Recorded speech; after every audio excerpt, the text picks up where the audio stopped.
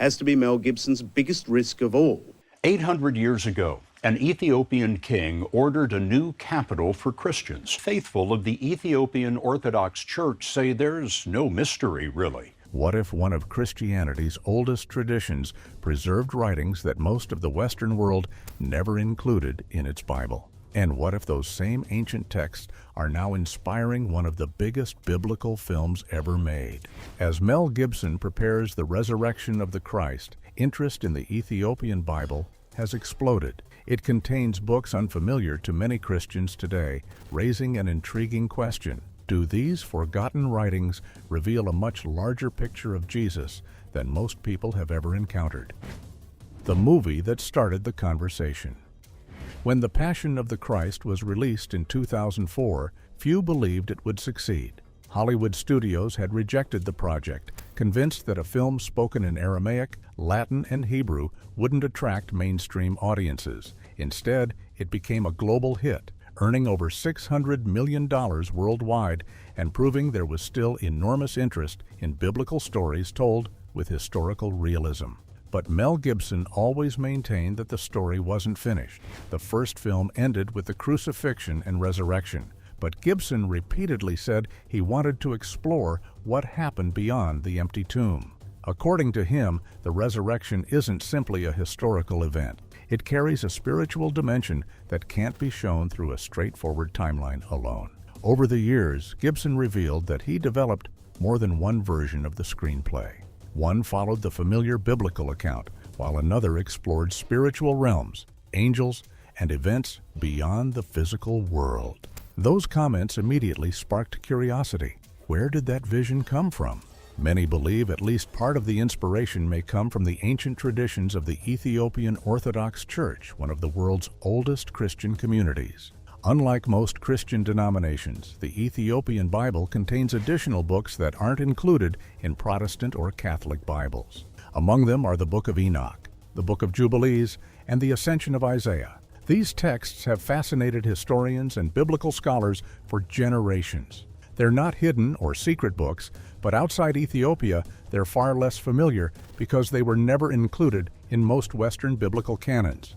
Although Gibson has never confirmed every source behind his screenplay, many people noticed that his descriptions of multiple spiritual realms resemble themes found in these ancient writings. That has only fueled excitement surrounding his upcoming film.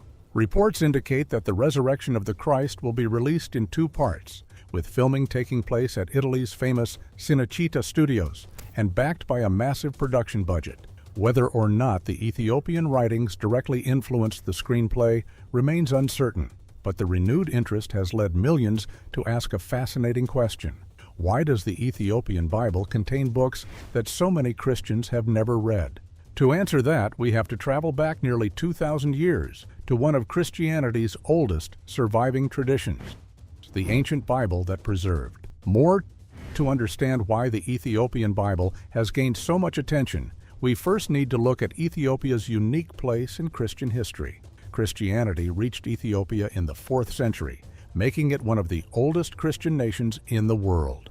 While churches in Europe gradually developed under the influence of Rome and Constantinople, the Ethiopian Orthodox Church followed its own path and preserved many of its early traditions. One of the biggest differences is its biblical canon. Most Protestant Bibles contain 66 books, while the Catholic Bible includes 73. The Ethiopian Orthodox Bible contains around 81 books, preserving several ancient writings that were never included in most Western traditions. Among the best known is the Book of Enoch. For centuries, many people dismissed Enoch as little more than an ancient religious text with little importance. But that changed when fragments of the book were discovered among the Dead Sea Scrolls, proving it was already being read centuries before the birth of Jesus. The New Testament also contains an interesting connection. The Epistle of Jude directly quotes a prophecy found in Enoch, showing that at least some early Christians were familiar with its contents.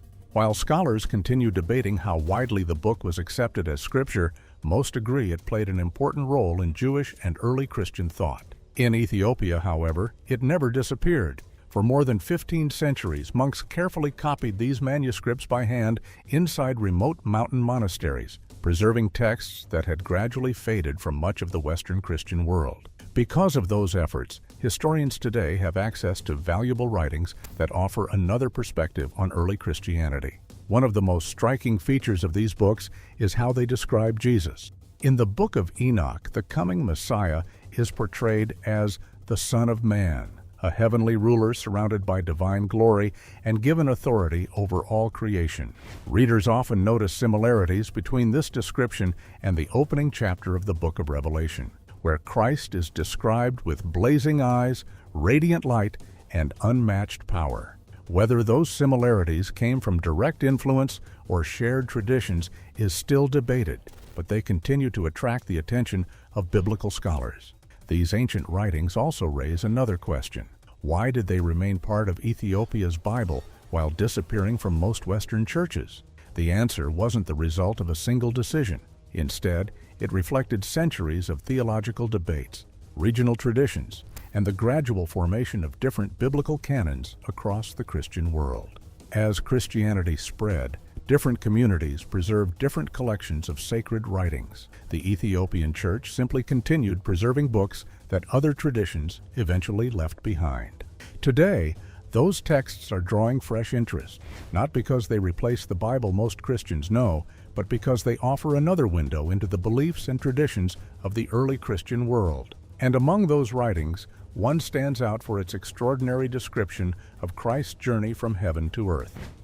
The Cosmic Christ in Ancient Tradition. Among the books preserved in the Ethiopian Bible, few are as fascinating as the Ascension of Isaiah. Believed by many scholars to date to the late 1st or early 2nd century, the text presents a remarkable picture of the universe. It describes creation as 7 heavens, each more glorious than the last. The lower heavens are filled with angels carrying out God's work, while the highest heaven is portrayed as the dwelling place of God. The story becomes even more extraordinary when it describes Christ's descent to earth. Instead of appearing in his full divine glory, the text says, he gradually veils his radiance as he passes through each level of heaven. To the angels, he appears like one of them, allowing him to move through creation unnoticed until his birth in Bethlehem. Whether viewed as theology or ancient religious literature, it's a powerful image of the Incarnation. Interestingly, Mel Gibson has described the resurrection of the Christ in a way that many believe echoes these ideas. In interviews, he said the film won't follow a simple, linear timeline. Instead, it explores spiritual realities that exist beyond the physical world. Although Gibson has never confirmed that the Ascension of Isaiah inspired his screenplay, the similarities have fueled plenty of discussion. If those themes appear in the finished film, audiences may experience one of the most ambitious portrayals of Christ ever attempted on screen. The monks who kept the story alive. While much of the Christian world changed over the centuries, Ethiopian monks quietly continued preserving these ancient writings. Generation after generation, they copied manuscripts by hand inside remote monasteries, believing they were safeguarding sacred texts for future believers. They likely had no idea that many of these books had disappeared from most Western Christian traditions. Today, historians recognize Ethiopia as one of the world's greatest centers of ancient Christian manuscript preservation. Some of these writings have been translated and studied extensively, while others remain largely unexplored. That means there is still much to discover. As scholars continue examining Ethiopia's manuscript collections, they gain new insights into the diversity of early Christianity and the many traditions that developed during its earliest centuries.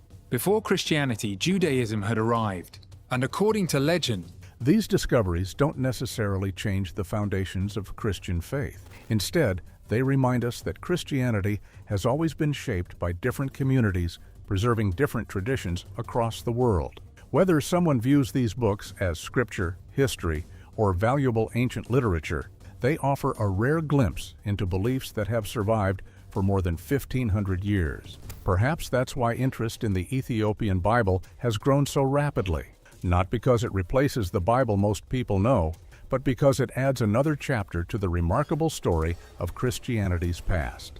And if Mel Gibson's upcoming film introduces even a small part of these ancient traditions to a global audience, millions of people may soon discover a side of Christian history they've never encountered before. History often hides in unexpected places. The Ethiopian Bible reminds us that there may still be ancient stories waiting to be explored. What do you think about these remarkable writings? Let us know in the comments. And don't forget to like, subscribe, and turn on notifications for more fascinating stories from history and beyond.